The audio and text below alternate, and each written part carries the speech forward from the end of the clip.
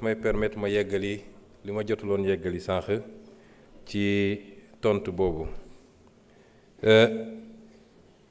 da nga laaj question lan mooy priorité yi ma doon wax sànq fi ñu fekk réew mi ak li ñuy liggéey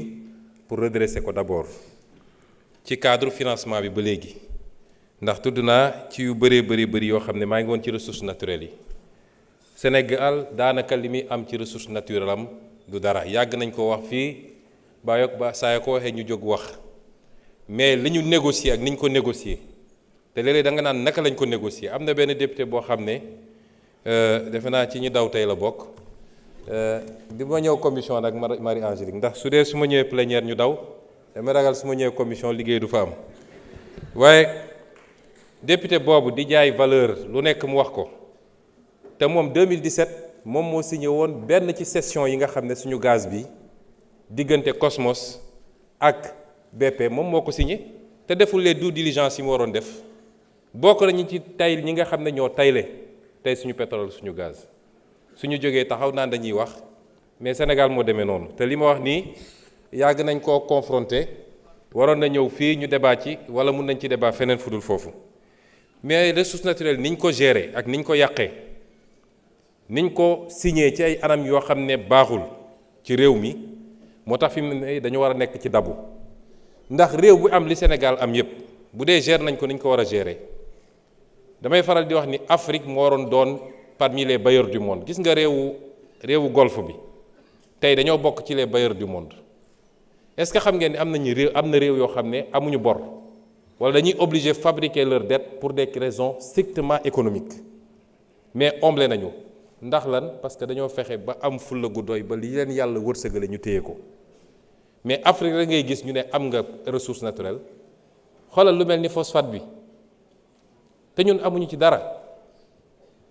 ñu ngi koy exploiter fii phosphate bi day régler problème bi yu bëri y compris le problème de l'agriculture parce que ministre mi ngi wax naan di ngeen gis su ngeen musul gis ay bateau engrais yu jógee fële mais ñun waruñu woon andi bateau engrais fii suñu gérer woon ni ñu gérer suñu phosphate bi loolu bokk na ci piliers yoo xam ne liggéey bu ñu tàmbali la di ko liggéey primature ma dénk ko ay nit ñi ko mate gis nga suñu defaraatee suñu bopp rek marché soo jëlee marché public yi li ñu jot a renégocier ci marché public rek dépassé na 60 milliards loo xam ne lu régime bi fi jógee signé woon la ba pare ay surfacturation yoo xam ne 20 milliards ici 10 milliards là-bas te ñañ ko seqal bi ñu waxtaanee ba démontrer leen ni lii c'est surfacturé ñoom nangu nañ ko ba d'accord le surplus ñu réorienté ko feneen te loolu mooy rek ci ay marché éducation nationale enseignement supérieur duggaguñu sax ci marché ressources naturelles yi imaginez ñaata milliards la ñu sàggane ci loolu kon loolu bokk na ci l'un des piliers fondamentaux la réappropriation de la souveraineté sur nos ressources naturelles moo tax la ñu am ci phosphate Matam nga xam ne commencé guñ ko exploiter ñun bi ñëwee dañ ne duñ ko def ni ñu ko daan defee on veut l'exploiter ici am nos unités industrielles ici ñu transformer ko fii lañ ci soxla ñu jël ko li ci des ñu exporter ko c'est ça notre modèle et c'est pourquoi il est totalement différent de ce que les gens faisaient. Maintenant on a un besoin de financement dañoo fekk réew mi ci situation boo xam ne bu doy waar la tey bu ñu amee accord ak lu mel ni FMI suñu besoin en financement peut-être ci année bi ñu nekk nii dina doon à peu près 1195 milliards mais day doon lu dégressif chaque année ñu wàññi ko tuuti peut-être ce sera 498 milliards l'année qui suit ainsi de suite en 2019 on sera à 155 milliards mooy li ñu war a yokk ci li ñu am bu ñu dajalee li ñu fortaatu yépp ngeen posé question bu am solo woote nañu barki démb sénégalais yu bëri uyu si am na ñu bëri ñu ne dañoo bëggoon a def waaye teelu ñoo yëg am na ñoo xam ne nee nañu ñoom problème mu éthique la ñu am parce que ñoom seen gëm-gëm permettre leen ñu jël ay obligations boo xam ne day générer ay intérêts loolu yépp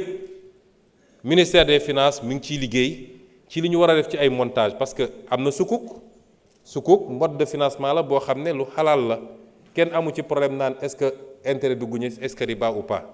nga mën koo adosser à des infrastructures yooyu tabax kon gëm naa ni sénégalais yi comprendre nañu enjeu yi te dinañ ci jàpp dinañu defaat yeneen yu ñuy monter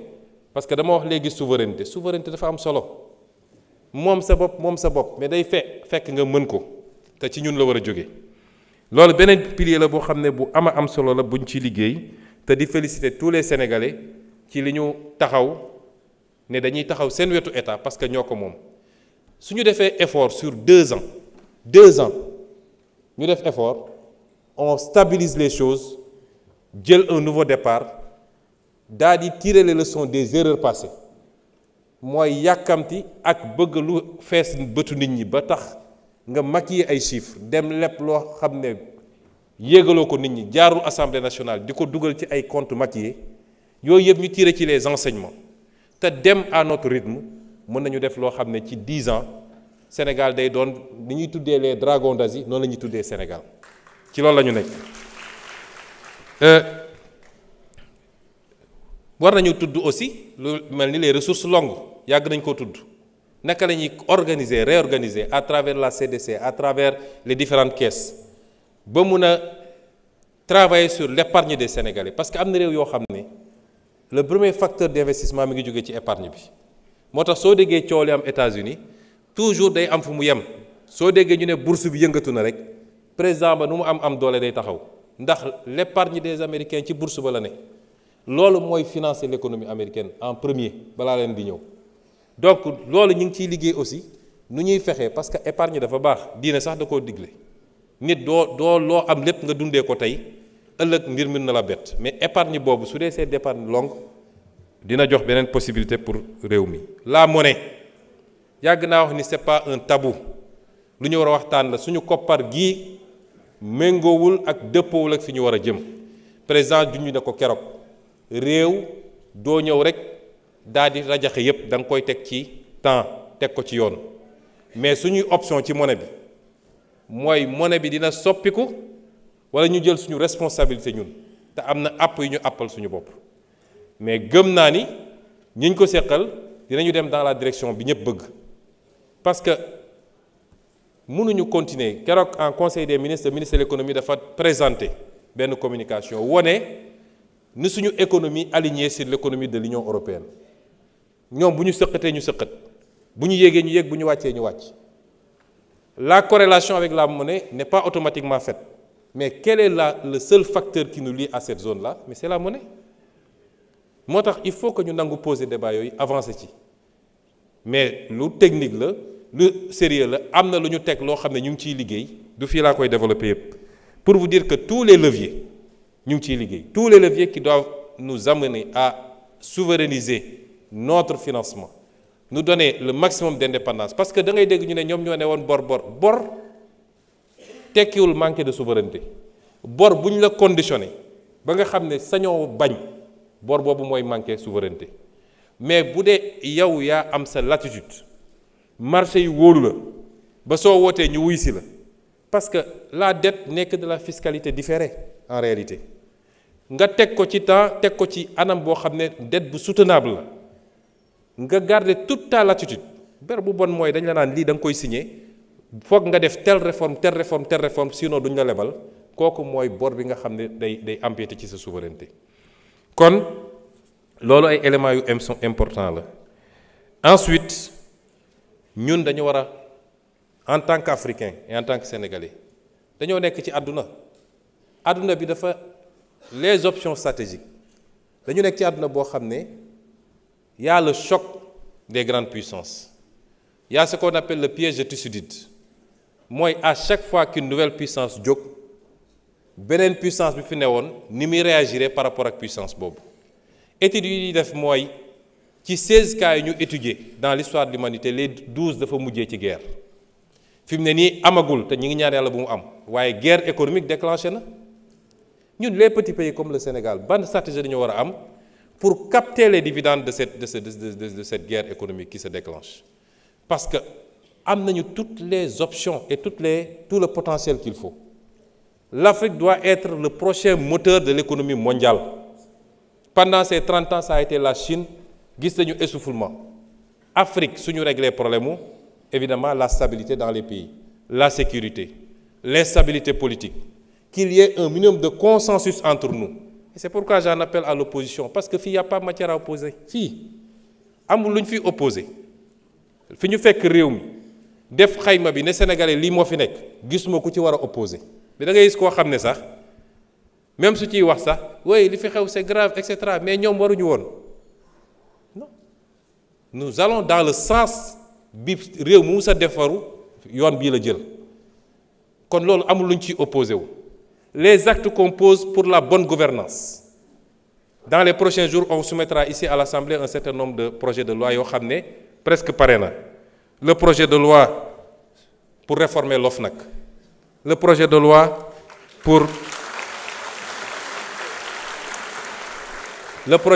pour les lanceurs d'alerte. Le projet de loi pour l'accès à l'information. Parce que citoyen bu nekk war na mun a am accès à l'information. Qu'est-ce que le Premier ministre fait? Qu'est-ce que tel ministre fait? Qu'est-ce que tel directeur général fait? Le projet de loi pour la déclaration de patrimoine ñu généraliser ko ba képp ku yor responsabilité publique ñu xam lan nga yor mais loolu est-ce que am na matière à opposition? Les options yu ñu jël stratégiquement pour jëlaat suñu souveraineté économique est-ce que am na matière à opposition? Kon ñu bàyyi fi loolu yépp bëgg a entraîner le pays dans des débats de personnes. À une certaine opposition, je dis que la haine ne peut pas être un moteur politique. Surtout la haine dirigée contre une personne qui vous a rien fait. Je les rassure, ce n'est pas les attaques crypto-personnelles. maa ngi sant yàlla je suis politiquement indestructible ma wax leen ko léegi parce que li ma ne yàllaa ko def saa yu ko soobee moom moo ko fiy dindi mais du nit ku fiy wax di tëb bu ñu génnoon léegi taxaw ci ne bedd bi ku ñëw romb la ku ñëw taxaw nuyu ak man maa ngi ciy sant yàlla mais ñun réew mi moo ñu soxal moo tax si on a une opposition républicaine elle n'a qu'à s'opposer de manière républicaine nañu ñëw wax ci mbay mi nañu wax ci càmm gi